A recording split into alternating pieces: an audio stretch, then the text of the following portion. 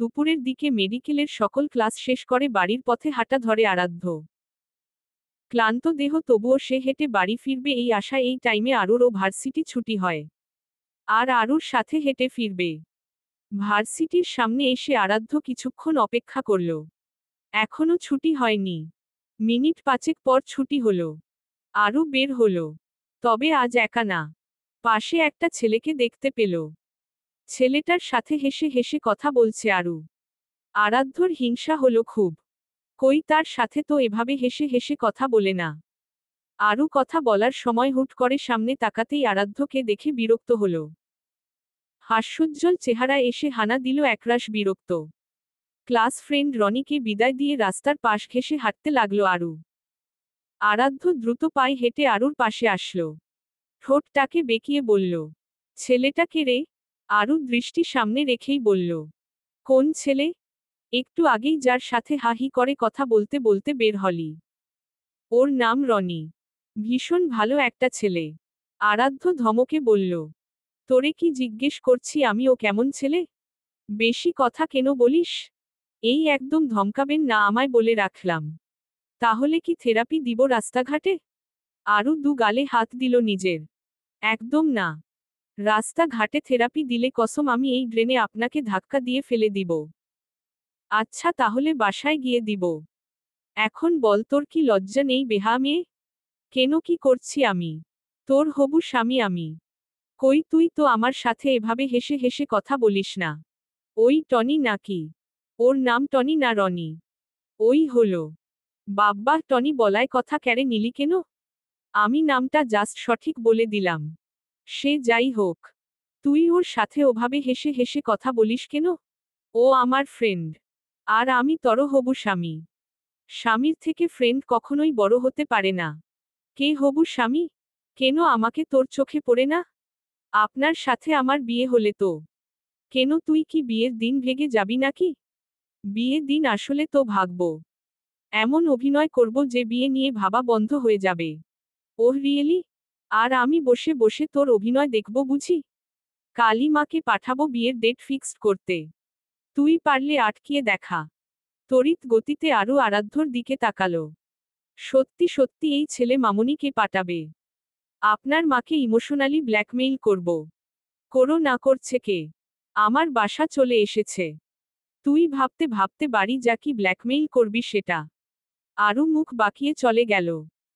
আরাধ্য বাসায় এসে বসার রুমে ঢুকতেই দেখল তার মা আরশিকে খাওয়াচ্ছে। আরাধ্য কাঁধের ব্যাগটা মন খারাপ করে টেবিলে রেখে সামনে বসল। সন্ধ্যা তাকালো ছেলের দিকে। মুখটা চুপসানো দেখে বলল, কি হয়েছে? কি হয়নি তাই বলো। বলবি তো কি হয়েছে? আরও আমার জীবনটা তেনা তেনা করে ফেলল মা। কেন আরও কি করেছে? তোমাকে সেদিন বললাম পৈপি করে যে আরুর বাসায় গিয়ে বিয়ের ডেটটা যত তাড়াতাড়ি সম্ভব ফিক্সড করে আসো। জানো আজ আরু কি করেছে? আশ্চর্য, তুই না বললে আমি জানবো কি করে? ও আজ আমাকে থ্রেট দিয়েছে।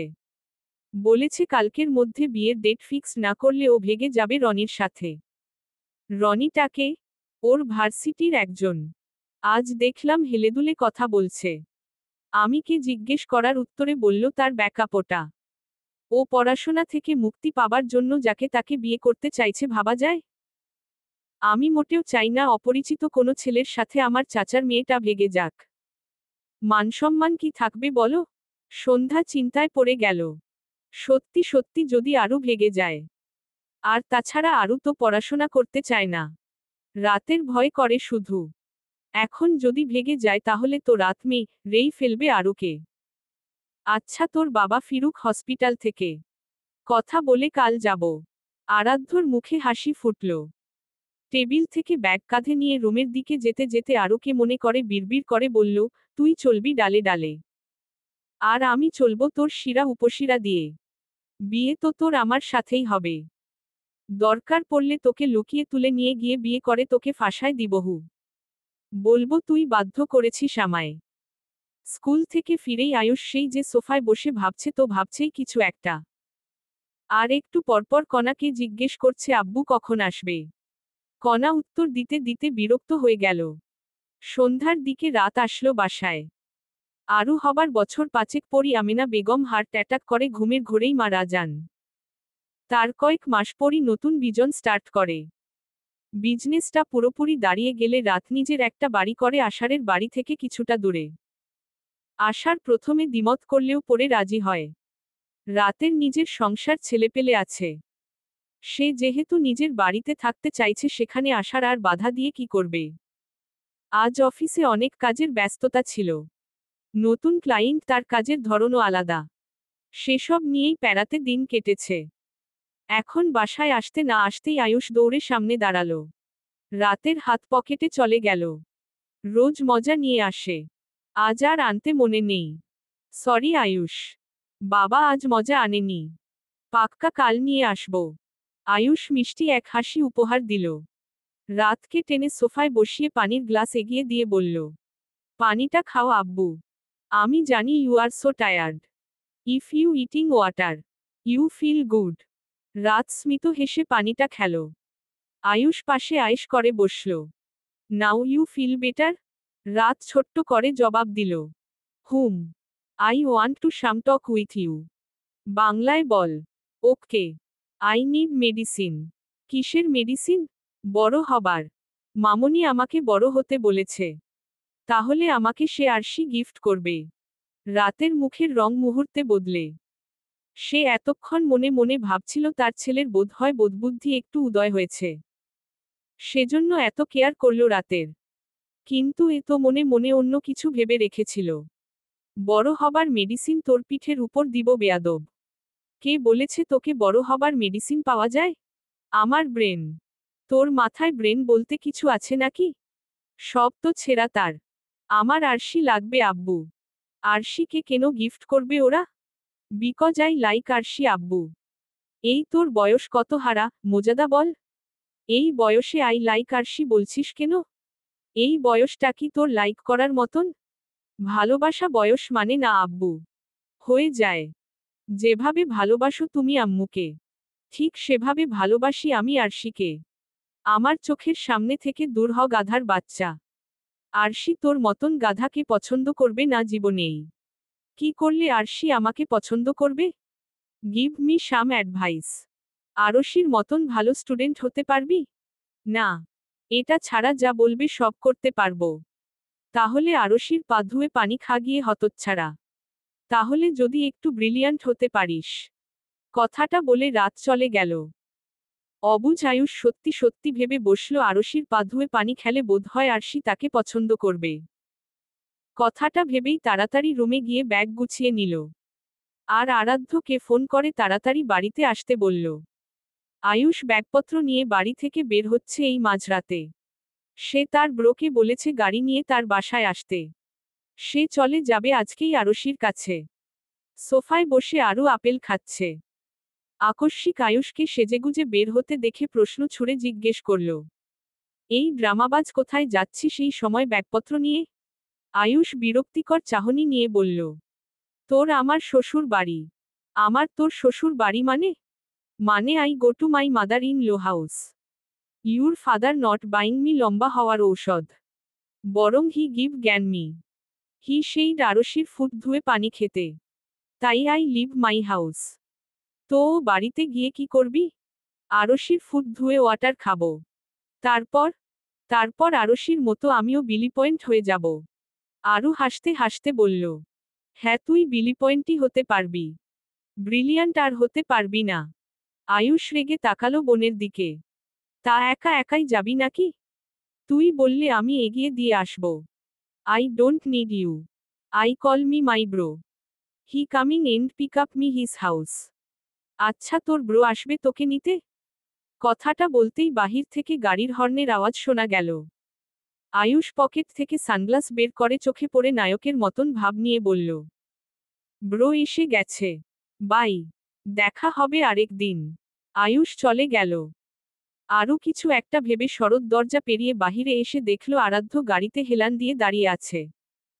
আয়ুষ গিয়ে দাঁড়ালো আরাধ্যর পাশে। ব্যাগটা আরাধ্যর হাতে ধরিয়ে দিয়ে বলল, let's go bro. We are so late.